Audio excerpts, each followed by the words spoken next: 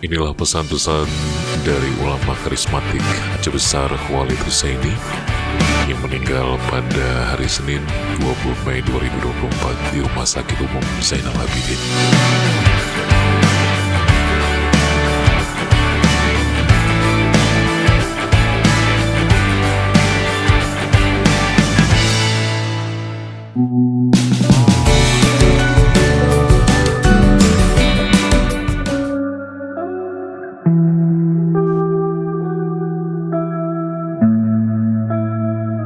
Innalillahi wa inna ilaihi raji'un.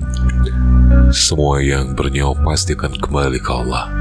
Tidak terkecuali beliau, kita semua juga akan menyusul. 1000%, 1 miliar pasti akan terjadi. Mari siapkan bekal kita semuanya. Dan tidak lupa juga kita berdoa, mudah-mudahan saja Allah melapangkan kubur ulama tercinta kita, Walid Husaini. Kawan-kawanku semuanya, Mimin sempat merekam nasihat-nasihat beliau yang Mimin rekam saat itu ketika lepas sambut Bupati lama dengan Bupati yang baru Pak Wanto di pendopo Bupati Aceh Besar. Dan mudah-mudahan pesan ini bisa kita ingat semuanya. Beliau sangat humble sekali. Beliau sangat berbesar jiwa dan beliau adalah merupakan panutan kita semuanya. Sekali lagi mari kita berdoa, mudah-mudahan saja Allah melapangkan kubur beliau, memberikan surga untuk beliau, memaafkan semua dosa-dosa beliau.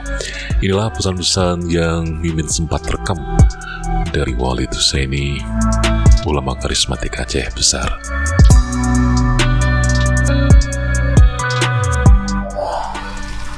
Yang penuh dengan kesalahan, maafkanlah kami atas segala kekurangan kami. Kakak Yari, semua yang berhadir, maafkan kami atas segala kekurangan. Kalau yang baik yang telah kami kerjakan, kalau boleh lanjutkan. Kalau yang tidak baik, tolong ditinggalkan.